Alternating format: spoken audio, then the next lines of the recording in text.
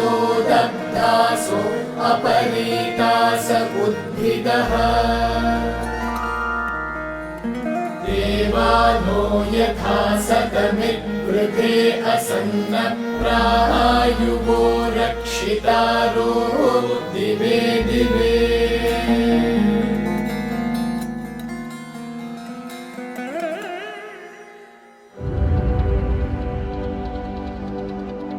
ശ്രീ പ്രീതാജിയും ശ്രീ കൃഷ്ണജിയും നമ്മുടെ കാലഘട്ടത്തിലെ ആത്മീയ നേതാക്കളും യോഗികളും തത്വചിന്തകരുമാണ്.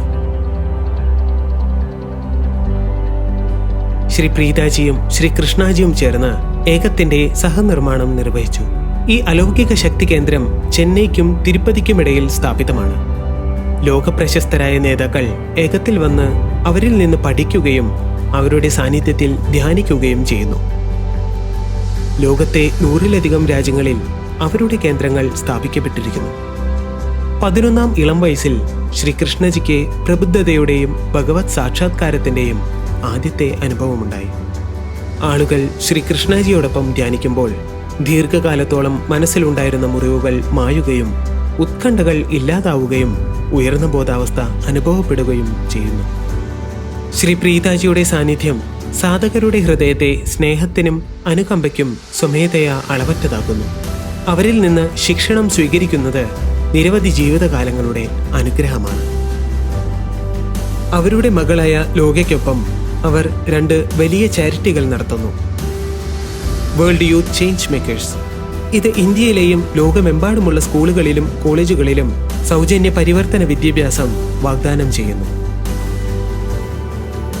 കൂടാതെ വൺ ഹ്യൂമാനിറ്റി കെയർ ഏകത്തിന് ചുറ്റുമുള്ള 1000 ഗ്രാമങ്ങളുടെ ജീവിതം മെച്ചപ്പെടുത്തുന്നതിനായി പ്രവർത്തിക്കുന്നു.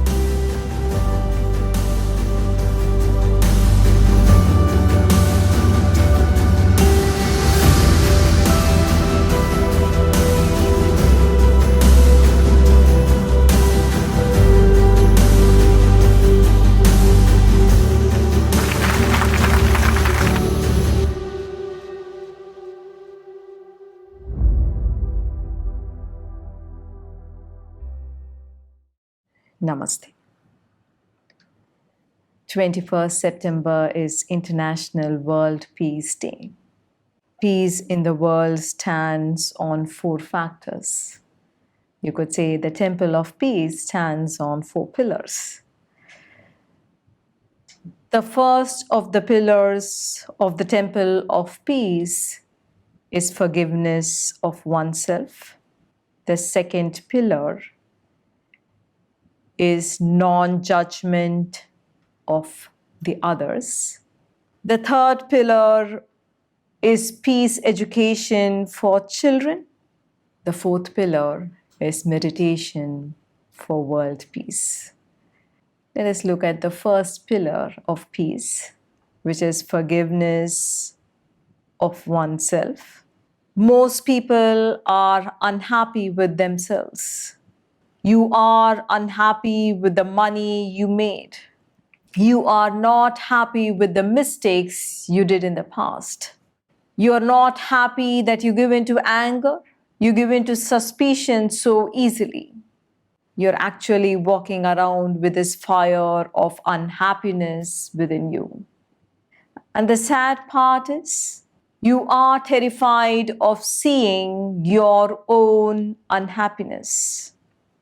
When you are not at peace, your family cannot be at peace, and the world cannot be at peace.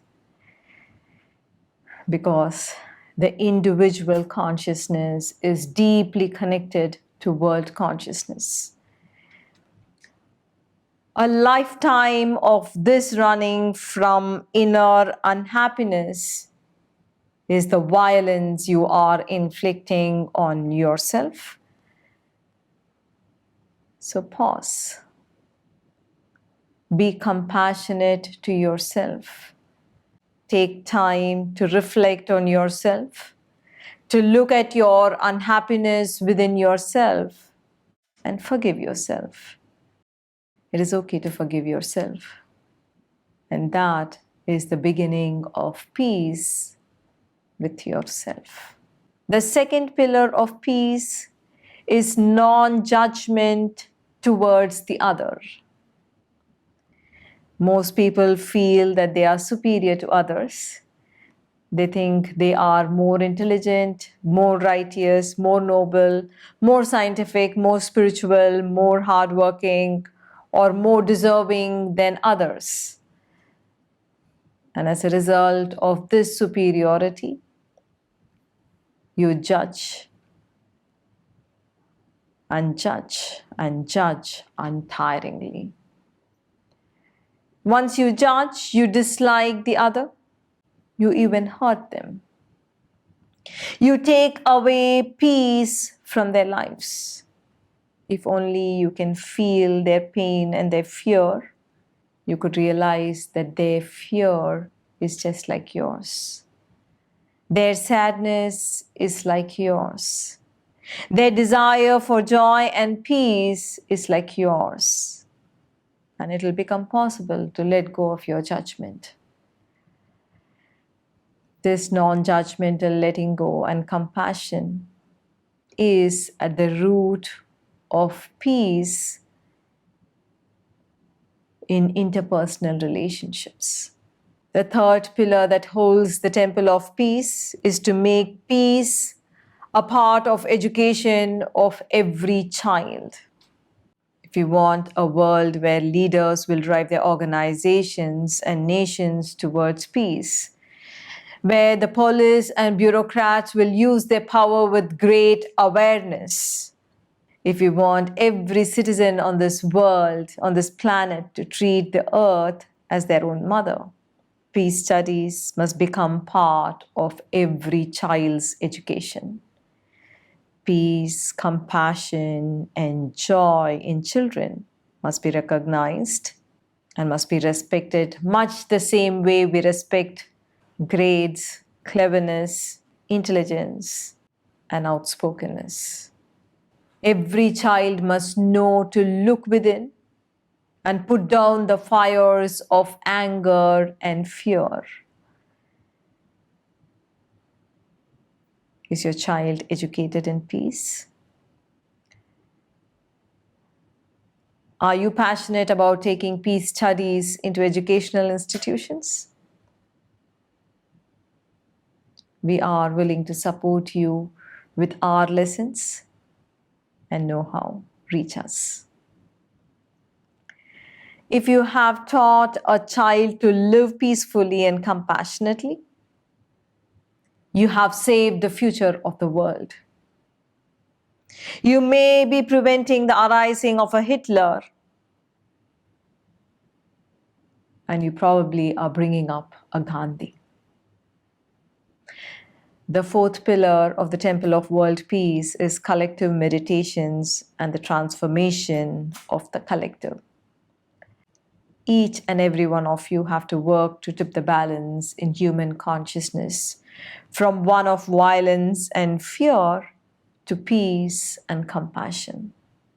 We believe that when a percentage of people move into powerful states of peace and immerse into deep meditations for the earth, there will be a phase transition. We will tilt the balance in human consciousness towards peace. Join us in our mission, a movement of awakening humanity to peace, away from suffering, to connection, away from division, to oneness. ലോകത്തിലെ സമാധാനം 4 ഘടകങ്ങളിൽ നിലകൊള്ളുന്നു. സമാധാനത്തിൻ്റെ ക്ഷേത്രം 4 തൂണുകളിൽ നിൽക്കുന്നുവെന്ന് നിങ്ങൾക്ക് പറയാം. സമാധാന ക്ഷേത്രത്തിൻ്റെ തൂണുകളിൽ ആദ്യത്തേത് സ്വയം ക്ഷമിക്കുക എന്നതാണ്. സമാധാനത്തിൻ്റെ രണ്ടാമത്തെ സ്തംഭം മറ്റുള്ളവരുടെ വിധിന്യായം ചെയ്യരുത് എന്നതാണ്.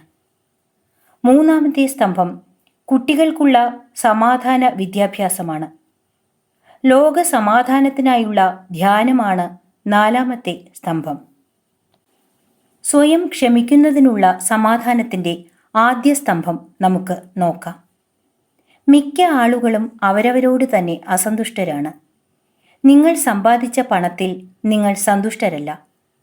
നിങ്ങൾ മുമ്പ് ചെയ്ത തെറ്റുകളിൽ നിങ്ങൾക്ക് സന്തോഷമില്ല. കോപത്തിനും സംശയത്തിനും നിങ്ങൾ എളുപ്പത്തിൽ വഴങ്ങുന്നതിൽ നിങ്ങൾക്ക് സന്തോഷമില്ല. നിങ്ങളിലുള്ള അസന്തുഷ്ടിയുടെ ഈ തീയുമായി നിങ്ങൾ യഥാർത്ഥത്തിൽ നടക്കുന്നു. നിങ്ങളുടെ സ്വന്തം അസന്തുഷ്ടി കാണുന്നതിൽ നിങ്ങൾ ഭയപ്പെടുന്നു എന്നതാണ് ഇതിൻ്റെ സങ്കടകരമായ ഭാഗം. നിങ്ങൾക്ക് സമാധാനമില്ലാത്തപ്പോൾ നിങ്ങളുടെ കുടുംബത്തിന് സമാധാനമായി ഇരിക്കാനും ലോകത്തിന് സമാധാനമായിരിക്കാനും കഴിയില്ല. കാരണം വ്യക്തിഗത ചൈതന്യം ലോക ചൈതന്യവുമായി ആഴത്തിൽ ബന്ധപ്പെട്ടിരിക്കുന്നു. ആജീവനാന്തം നിങ്ങൾ ഉള്ളിലുള്ള ഈ അസന്തുഷ്ടിയിൽ നിന്ന് ഓടി അകലാൻ ശ്രമിക്കുമ്പോൾ സ്വയം കൃതമായ പീഡനം അടിച്ചേൽപ്പിക്കുന്നു. അതിനാൽ താൽക്കാലികമായി നിർത്തുക. നിങ്ങളോട് തന്നെ അനുകമ്പ കാണിക്കുക. ധ്യാനത്തിൽ ഇരിക്കുക. നിങ്ങളുടെ ഉള്ളിലെ അസന്തുഷ്ടി നോക്കി സ്വയം ക്ഷമിക്കുക. സ്വയം ക്ഷമിക്കുന്നതിൽ തെറ്റില്ല. അത് നിങ്ങളുമായുള്ള സമാധാനത്തിൻ്റെ ആരംഭമാണ്. സമാധാനത്തിൻ്റെ രണ്ടാമത്തെ സ്തംഭം മറ്റൊന്നിൻ്റെ അല്ലെങ്കിൽ മറ്റൊരാളുടെ വിധി നാം നിർണയിക്കാതിരിക്കുന്നതിലാണ്. പലരും അവർ മറ്റുള്ളവരെക്കാൾ ശ്രേഷ്ഠരായി കരുതുന്നു. അവർ തങ്ങൾ മറ്റുള്ളവരെക്കാൾ ബുദ്ധിമാനും നീതിമാനും ശ്രേഷ്ഠനും ശാസ്ത്രീയനും ആത്മീയനും കഠിനാധ്വാനിയുമാണെന്ന് അല്ലെങ്കിൽ കൂടുതൽ യോഗ്യരാണെന്ന് കരുതുന്നു. ഈ ശ്രേഷ്ഠ മനോഭാവത്തിൻ്റെ ഫലമായി നാം അക്ഷീണരായി വീണ്ടും വീണ്ടും മറ്റുള്ളവരുടെ വിധി നിർണയിക്കുന്നു. ഒരിക്കൽ നമ്മൾ അവരെ വിധിച്ചു കഴിഞ്ഞാൽ പിന്നെ അവരെ ഇഷ്ടപ്പെടുന്നില്ല. അവരെ നമ്മൾ വേദനിപ്പിക്കുക പോലും ചെയ്യുന്നു. നമ്മൾ അവരുടെ ജീവിതത്തിൽ നിന്ന് സമാധാനം കവർന്നെടുക്കുന്നു. അവരുടെ വേദനയും ഭയവും നമുക്ക് അനുഭവിക്കാൻ കഴിയുമെങ്കിൽ അല്ലെങ്കിൽ കഴിഞ്ഞാൽ അവരുടെ ഭയം നമ്മുടേതുപോലെയാണെന്ന് നമ്മൾക്ക് മനസ്സിലാകും. അവരുടെ സങ്കടം നമ്മുടേതുപോലെയാണെന്നും അവരുടെ സന്തോഷത്തിനും സമാധാനത്തിനും വേണ്ടിയുള്ള ആഗ്രഹവും നമ്മുടേതുപോലെയാണെന്നും മനസ്സിലാകും. അപ്പോൾ ഈ വിധി നിർണയം ഉപേക്ഷിക്കാൻ നമുക്ക് സാധിക്കും. നിരുപാധികമായ ഈ വിട്ടുവീഴ്ചയും അനുകമ്പയുമാണ് സമാധാനത്തിൻ്റെ പരസ്പര ബന്ധങ്ങൾക്ക് മൗലികാടിസ്ഥാനം. സമാധാനത്തിൻ്റെ ക്ഷേത്രത്തെ വഹിക്കുന്ന മൂന്നാമത്തെ സ്തംഭം സമാധാനത്തെ ഓരോ കുട്ടിയുടെയും വിദ്യാഭ്യാസത്തിൻ്റെ ഭാഗമാക്കുക എന്നതാണ്. നേതാക്കൾക്ക് അവരുടെ സംഘടനകളെയും രാഷ്ട്രങ്ങളെയും സമാധാനത്തിലേക്ക് നയിക്കാൻ കഴിയുന്ന ഒരു ലോകം നമുക്ക് വേണമെങ്കിൽ പോലീസും ഉദ്യോഗസ്ഥരും അവരുടെ അധികാരം വളരെ വിവേകത്തോടെ ഉപയോഗിക്കണമെങ്കിൽ ഈ ഭൂമിയിലെ ഓരോ പൗരനും ഭൂമിയെ സ്വന്തം അമ്മയായി കണക്കാക്കണമെന്ന് നമ്മൾ ആഗ്രഹിക്കുന്നുവെങ്കിൽ സമാധാന പഠനങ്ങൾ ആയിരിക്കണം ഓരോ കുട്ടിയുടെയും വിദ്യാഭ്യാസത്തിൻ്റെ ഭാഗം.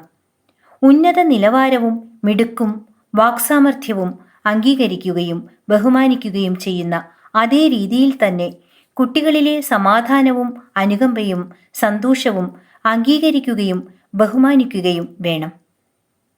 12 വയസ്സിന് മുകളിലുള്ള ഓരോ കുട്ടിയും സമാധാനപരമായ വിദ്യാഭ്യാസ കാലഘട്ടത്തിലൂടെ കടന്നു പോകണം. അവർക്ക് ഉള്ളിലേക്ക് നോക്കാനും കോപത്തിൻ്റെയും ഭയത്തിൻ്റെയും തീജ്വാലകൾ എങ്ങനെ അണയ്ക്കാനാകുമെന്നും അറിഞ്ഞിരിക്കണം. നിങ്ങളുടെ കുട്ടി സമാധാനത്തോടെ പഠിക്കുന്നുണ്ടോ?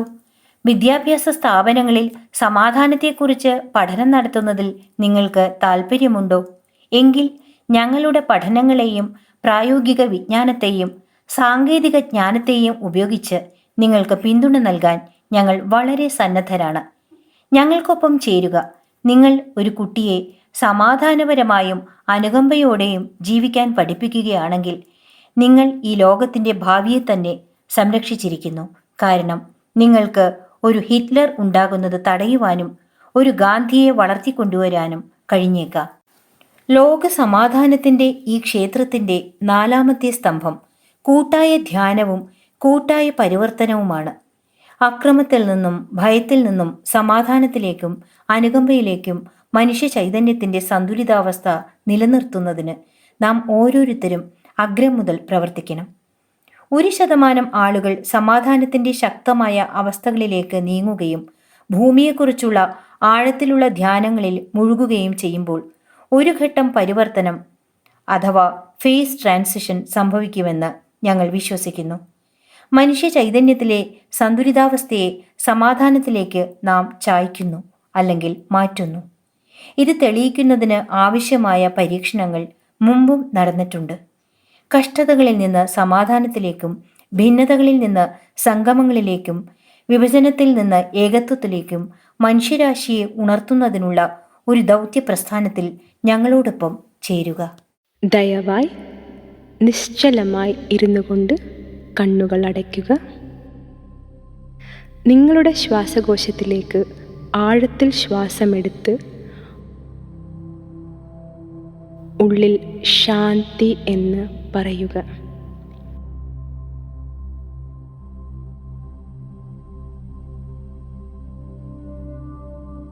ശ്വാസം വിടുമ്പോഴും ശാന്തി എന്ന് പറയുക. ശാന്തി,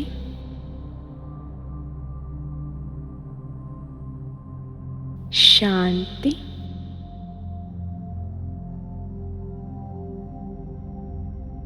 ശാന്തി, ശാന്തി, ശാന്തി.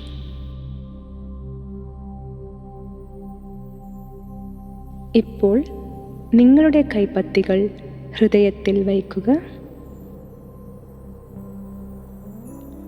നിങ്ങളുടെ ശ്രദ്ധ നിങ്ങളുടെ ഹൃദയത്തിൽ കേന്ദ്രീകരിച്ച് ശ്വാസം എടുത്തുവിടുക.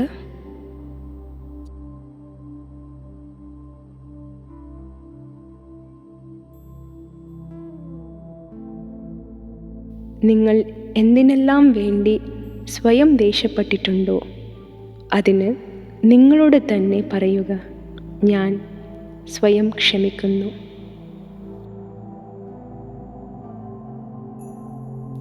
ഞാൻ സ്വയം ക്ഷമിക്കുന്നു. ഞാൻ സമാധാനത്തിലാണ്.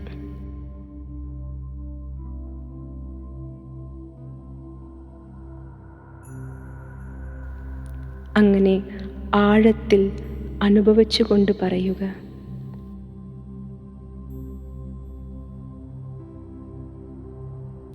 ഞാൻ സ്വയം ക്ഷമിക്കുന്നു. ഞാൻ സമാധാനത്തിലാണ്. ഞാൻ സമാധാനത്തിലാണ്.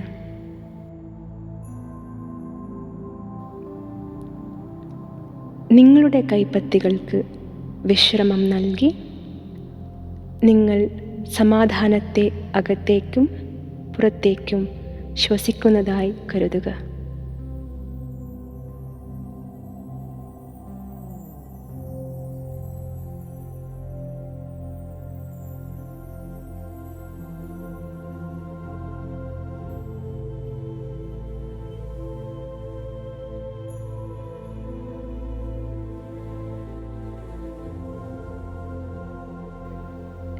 ഇപ്പോൾ നിങ്ങൾ ഇഷ്ടപ്പെടാതിരിക്കുകയും വിധിക്കുകയും ചെയ്യുന്ന ഒരു വ്യക്തിയെക്കുറിച്ച് ചിന്തിക്കുക.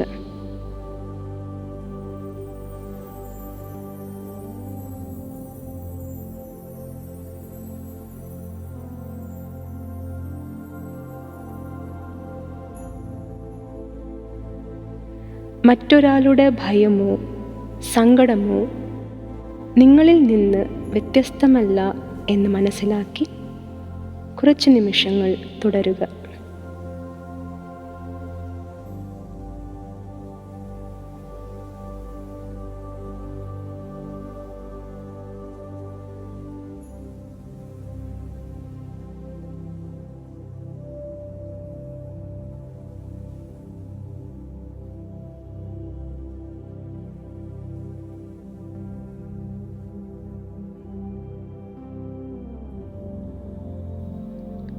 അനുകമ്പ തോന്നുന്ന ആ സ്ഥിതിയിൽ നിന്ന് മറ്റേയാളുടെ ജീവിതത്തിലെ വേദനയിൽ നിന്നും അസന്തുഷ്ടിയിൽ നിന്നും മുക്തനാകുവാൻ ആഗ്രഹിക്കുക.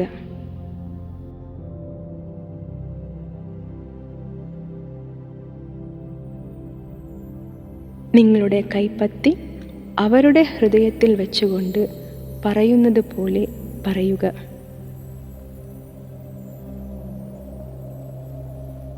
ഞാൻ നിങ്ങളുമായി സമാധാനത്തിലാണ്.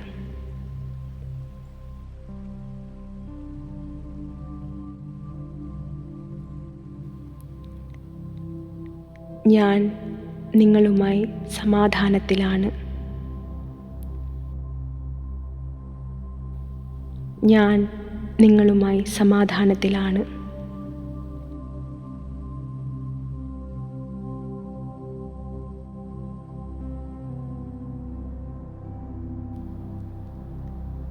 നിങ്ങൾ ഇത് പറയുമ്പോൾ ആ വ്യക്തി പുഞ്ചിരിക്കുന്നതായി സങ്കൽപ്പിക്കുക.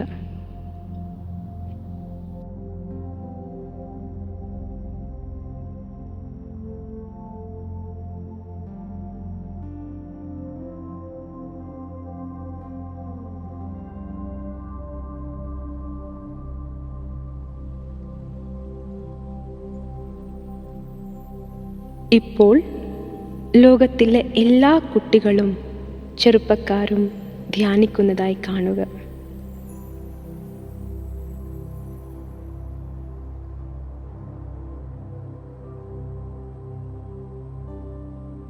അവരെ കുഞ്ഞു ബുദ്ധന്മാരെ പോലെ ശാന്തരും സന്തുഷ്ടരുമായി കാണുക.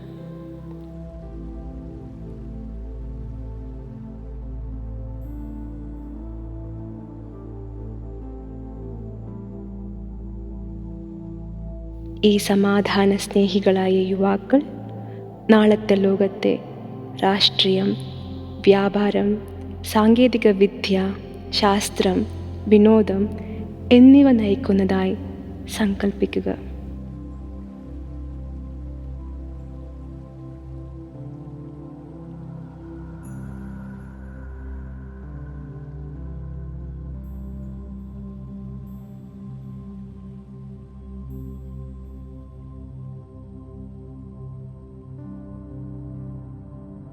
കുട്ടികളിലേക്ക് സമാധാന വിദ്യാഭ്യാസം എത്തിക്കാൻ സഹായിക്കുമെന്ന് പ്രതിജ്ഞ ചെയ്യുക.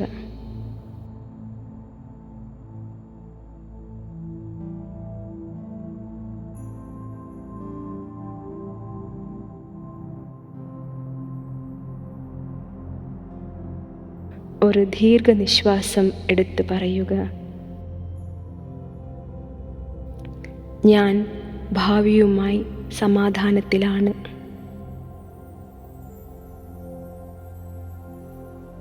ഞാൻ ഭാവിയുമായി സമാധാനത്തിലാണ്.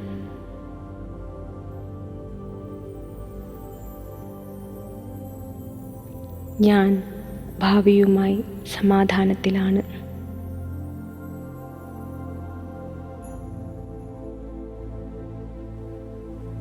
നിങ്ങളുടെ സമാധാനത്തിൻ്റെ അവബോധം കൂടുതൽ വികസിപ്പിക്കുക. ഈ ലോകത്തെക്കുറിച്ച് ചിന്തിക്കുക. എല്ലാ ആളുകളെക്കുറിച്ചും ചിന്തിക്കുക. ദിവസവും നിങ്ങൾ ജോലിക്ക് പോകുമ്പോൾ ആയിരക്കണക്കിന് ആളുകൾ നിങ്ങളോടൊപ്പം റോഡിൽ യാത്ര ചെയ്യുന്നു. അവരുടെ മുഖത്തിൻ പിന്നിലുള്ള ഉത്കണ്ഠയും അവരുടെ കണ്ണുകളിലെ സ്നേഹവും അനുഭവിക്കുക. ഇനി പറയുക, ഞാനും നിങ്ങളും ഒന്നാണ്.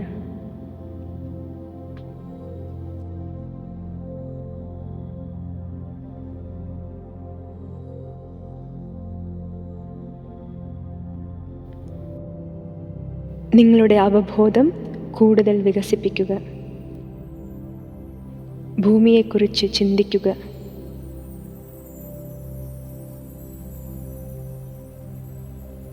അവൾ നമ്മുടെ ശരീരമായി മാറിയ അമ്മയാണ്. അവളുടെ ഭൂമി, മണ്ണ് എന്നിവയെ കൊണ്ടാണ് നമ്മെ നിർമ്മിച്ചിരിക്കുന്നത്. അവൾ നമ്മുടെ ഭക്ഷണമായി മാറുന്ന അമ്മയാണ്. അവൾ നമ്മുടെ മസ്തിഷ്കത്തിലൂടെയും ശരീരത്തിലൂടെയും കടന്നുപോകുന്ന ഊർജമാണ്. അവളുടെ വെള്ളമാണ് നമ്മുടെ സിരകളിലൂടെ രക്തമായി ഒഴുകുന്നത്.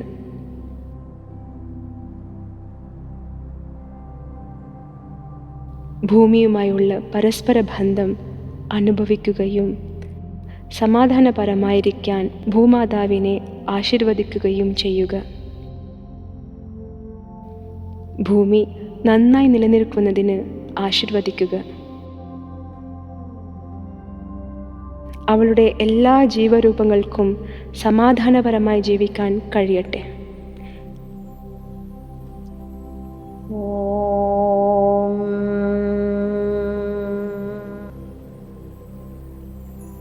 സർവേ ജനാഃ സുഖിനോ ഭവന്തു.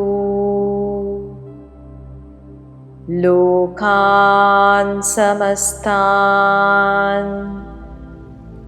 സുഖിനോ ഭവന്തു.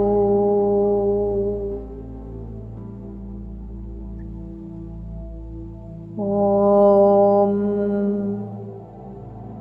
ശാന്തി ശാന്തി ശാന്തി.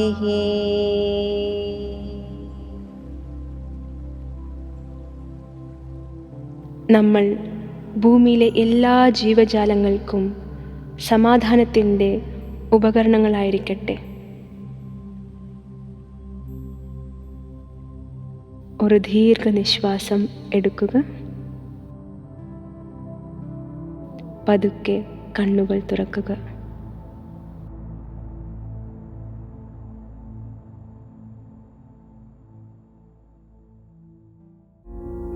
ബ്രീതിംഗ് റൂം മെഡിറ്റേഷൻ ആപ്പ് ശരീരം റിലാക്സ്ഡ് ആക്കുന്നു, മനസ്സ് ശാന്തമാക്കുന്നു, ഹൃദയത്തിൽ സ്നേഹം നിറയ്ക്കുന്നു, ബുദ്ധി തീവ്രമാക്കുന്നു. നിങ്ങളുടെ ശ്വസനത്തിലൂടെ പൾസ് സിസ്റ്റത്തെ ശാന്തമാക്കി നിങ്ങളെ റിലാക്സ് ആക്കുന്നു.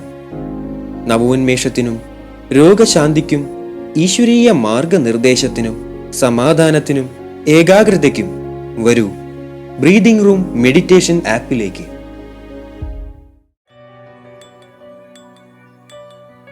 ഏകത്തെക്കുറിച്ച് ആന്ധ്രാപ്രദേശിലെ തിരുപ്പതിക്കും ചെന്നൈക്കുമിടയിൽ സ്ഥിതി ചെയ്യുന്ന അതിമനോഹരമായ ഒരു ശക്തി കേന്ദ്രമാണ് ഏകം ക്ഷേത്രം. മാർബിൾ ഉപയോഗിച്ച് രൂപകൽപ്പന ചെയ്ത ഈ ക്ഷേത്രം ഏഷ്യയിലെ ഏറ്റവും വലിയ തൂണുകളില്ലാത്ത ഹാളുകളിൽ ഒന്നാണ്.